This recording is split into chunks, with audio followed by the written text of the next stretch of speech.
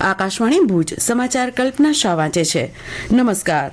પ્રધાનમંત્રી નરેન્દ્ર મોદી આજે મુંબઈમાં ફ્રાન્સના રાષ્ટ્રપતિ ઇમેન્યુઅલ મેક્રોનને મળશે. આ દરમિયાન બંને નેતાઓ ભારત ફ્રાન્સ વ્યૂહાત્મક ભાગીદારીમાં પ્રગતિની સમીક્ષા કરશે અને પ્રાદેશિક અને વૈશ્વિક મહત્વના મુદ્દાઓ પર પોતાના વિચારો શેર કરશે. મેક્રોન આજથી ભારતની 3 દિવસની સત્તાવાર મુલાકાતે છે. રાષ્ટ્રપતિ મેક્રોનની આ ભારતની ચોથી અને મુંબઈની પહેલી મુલાકાત હશે. કેન્દ્રીય ગૃહ અને સહકાર મંત્રી અમિત શાહની અધ્યક્ષતામાં આજે વિવિધ રાજ્યો અને કેન્દ્ર શાસિત પ્રદેશોના સહકાર મંત્રીઓ સાથે ઉચ્ચ સ્તરની મંથન બેઠક યોજાશે. સહકાર મંત્રાલયે જણાવ્યું છે કે ગાંધીનગરમાં યોજાનારી આ બેઠક મંત્રાલયની મુખ્ય પહેલની સમીક્ષા, પ્રગતિનું મૂલ્યાંકન, રાજ્યોની શ્રેષ્ઠ પ્રથાઓ અને અનુભવોનું આદાન પ્રદાન સાથે ભવિષ્ય માટે એક સંકલિત વ્યૂહરચના તૈયાર કરવામાં મદદ થશે.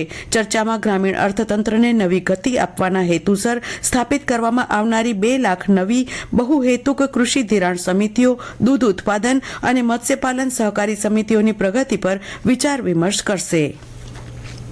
15મી ગુજરાત વિધાનસભાના 8મા સત્રનો ગઈકાલથી રાજ્યપાલ આચાર્ય દેવવ્રતના સંબોધન સાથે પ્રારંભ થયો. આ પ્રસંગે શ્રી દેવવ્રતે રાજ્યની વિકાસ યાત્રા, સુશાસન અને સર્વસમાવેશી નીતિઓ અંગે વિસ્તૃત માહિતી આપી હતી. તેમણે કહ્યું, વિકસિત ગુજરાતથી વિકસિત ભારતના સંકલ્પ સાથે સર્વાંગી વિકાસ માટે સરકાર પ્રતિબદ્ધ છે.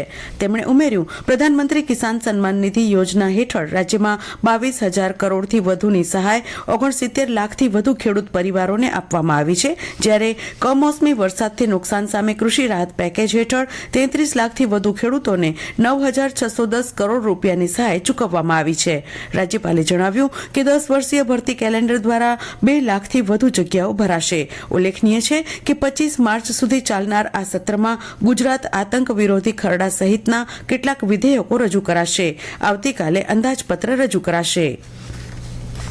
5,000 વર્ષ જૂની હડપ્પન સંસ્કૃતિના અવશેષો જ્યાં સચવાયેલા છે તેવા વિશ્વ ધરોહર ધોળાવીરા ખાતે રાજ્યના પૂર્વ મુખ્યમંત્રી અને ઉત્તર પ્રદેશના રાજ્યપાલ આનંદીબેન પટેલે મુલાકાત લીધી હતી. આ દરમિયાન તેમણે કચ્છની આ વિશ્વ વિરાસતનો સારો વિકાસ થશે તેવો આશાવાદ વ્યક્ત કર્યો હતો. તેમણે સ્થાનિક મુદ્દાઓ અંગે પણ માહિતી મેળવી હતી. તેમણે road to heaven Dholavira site અને હડપ્પન મ્યુઝિયમને નિહાળ્યું હતું અને ધોળાવીરાના વિકાસ અને તેમાં ખૂટતી કડીઓ, બેંક, એટીએમ, વીજળી, પાણી, ખેતીવાડી, પશુપાલન, ડેરી જેવી સુવિધાઓ અંગે વિસ્તૃત ચર્ચા કરી હતી. કચ્છના કૃષિ ક્ષેત્રને વધુ સશક્ત, વૈજ્ઞાનિક અને બજારમુખી બનાવવાની દિશામાં ગાંધીધામ ચેમ્બર ઓફ કોમર્સ, નગા વલાડિયા ગ્રામ પંચાયત તેમજ ખાનગી સંસ્થાઓના સંયુક્ત ઉપક્રમે કૃષિ આધારિત સેમિનાર આગામી 21મીએ યોજાશે. આ કાર્યશાળામાં કૃષિ ઉત્પાદનથી લઈને પ્રોસેસિંગ, માર્કેટિંગ અને મૂલ્યવર્ધન સુધીના મુદ્દાઓ ઉપર માર્ગદર્શન આપવામાં આવશે.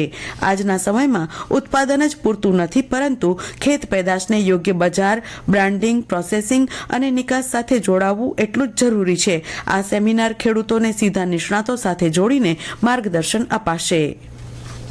નોલેજ કન્સોર્શિયમ ઓફ ગુજરાત દ્વારા આવતીકાલે ઉચ્ચ શિક્ષણમાં સંશોધન અને સુવિધાઓને પ્રોત્સાહન માટે કચ્છ યુનિવર્સિટી દ્વારા 1 દિવસીય રાષ્ટ્રીય સેમિનાર યોજાશે. Ayurveda meets modern science, the chemistry of modern herbal tradition આ વિષયે આયોજિત આ રાષ્ટ્રીય સેમિનારમાં અંદાજે 100 જેટલા ડેલિગેટ ભાગ લઈ રહ્યા છે.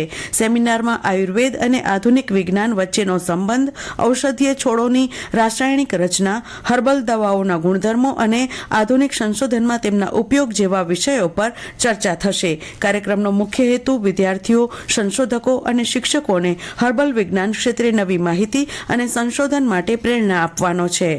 જિલ્લામાં ગઈકાલે પવનની ઝડપ વધવા સાથે મહત્તમ ઉષ્ણતામાનમાં ઘટાડો નોંધાયો હતો અને ગરમીમાંથી રાહત મળી હતી. દિવસ રાત્રિના તાપમાનમાં મોટો તફાવત રહેતા વાતાવરણમાં વિષમતા જળવાયેલી રહી હતી. ત્યારે આગામી 48 કલાક બાદ રાજ્યના તાપમાનમાં વધારો થવાની શક્યતા છે. ઠંડીનું જોર ધીમે ધીમે ઘટતા ક્રમશઃ ગરમીની શરૂઆત થશે. હવામાન વિભાગના જણાવ્યા અનુસાર 2 દિવસ બાદ તાપમાનમાં 2 થી 3 ડિગ્રી સેલ્સિયસનો વધારો થવાની સંભાવના છે. જોકે ત્યારબાદ તાપમાનમાં કોઈ મોટો ફેરફાર થવાની શક્યતા નહીવત છે. રાજ્યમાં ઉત્તર પશ્ચિમથી ઉત્તર દિશાના પવનો ફૂંકાવાની પણ શક્યતા વ્યક્ત કરાઈ છે. અને આ સાથે આ સમાચાર બુલેટિન પૂરું થયું. નમસ્કાર.